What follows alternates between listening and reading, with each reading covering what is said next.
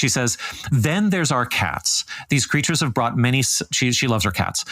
They've taught me a lot, sovereign love, even the ethics of animal consumption. I don't know if she was thinking about eating the cats or not eating the cats. I don't know. But she says, recently, my cats started itching a lot. I tried the quote unquote natural stuff, including essential oils and diatomaceous earth, and it didn't quote unquote work.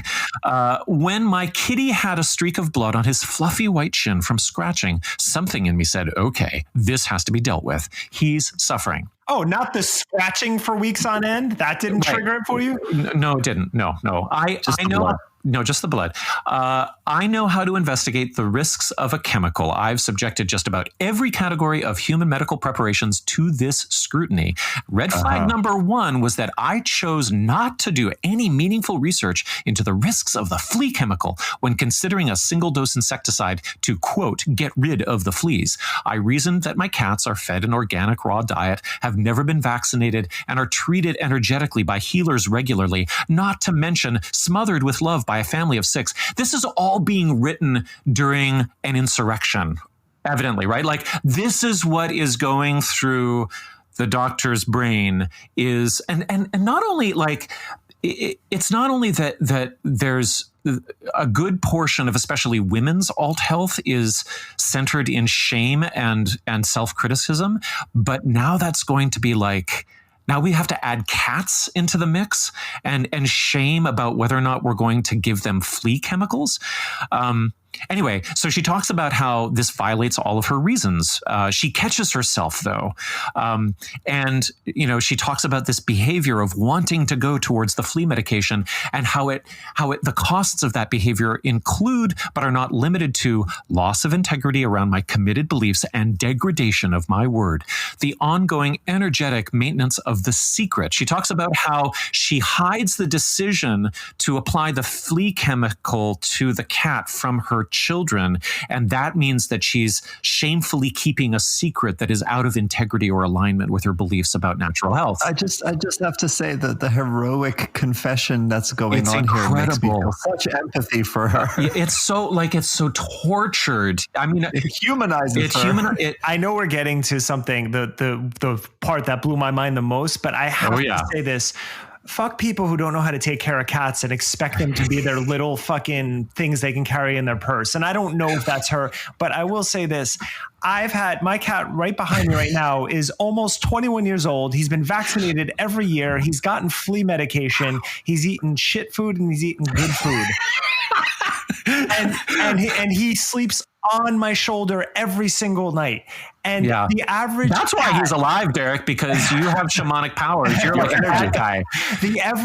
We have 3 cats and they're all insane, but we bring them to the fucking doctor because the average lifespan of a cat who's feral that does not have family is 2 years. 2 years. The average lifespan of a domesticated cat is 15 to 20 years, depending on breed.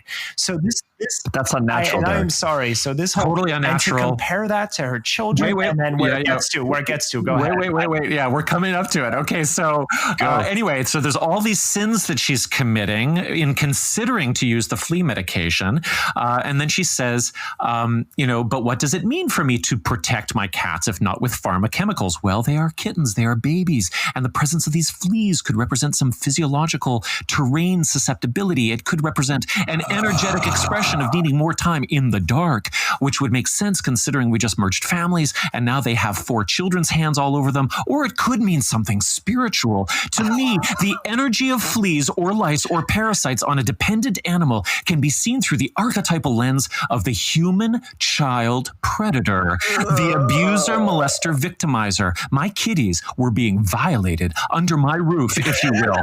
And instead of supporting them and truly resolving the violation, I turned towards another abusive system, the chemical industry, for help. The very system that enculturates those doubts in me that I actually can't do it. I believe that there is a time and place for a firm and clear, no, you are not welcome here. When an adult's hand is reaching for a child's genitals, I should have done a trigger warning here. This is so weird. It's not the time for compassion. protection. It's the time for a boundary. And so I do believe that in the meditative space, I can create that boundary of protection from invasive predators for my children and my pets. And so? And my pets. How does and so? I can use visualization. I can use Qigong. I can work to create that energetic boundary around their bodies. I can also put my intention, faith, and attention towards this challenge. I can brush them and tend to them while working to establish a harmonious correction of this imbalance.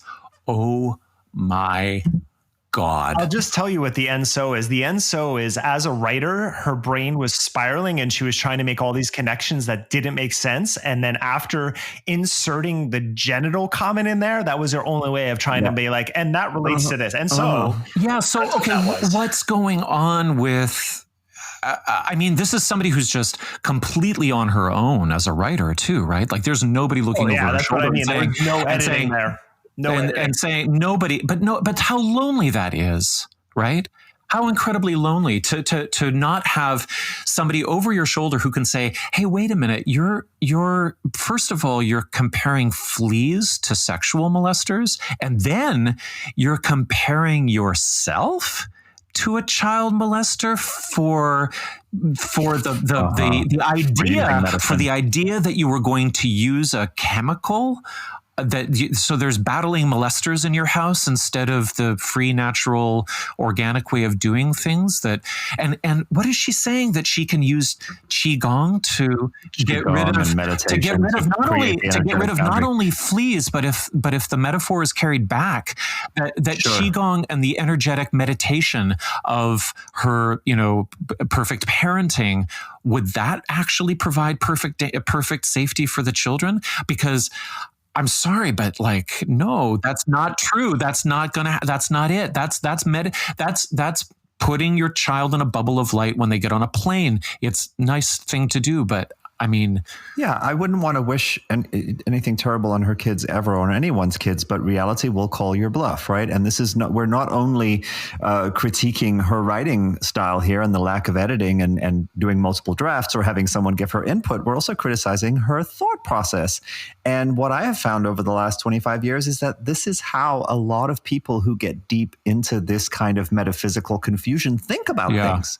There's all of this bizarre set of premises that lead to an insane conclusion, but they think they're being consistent with their wacky belief system.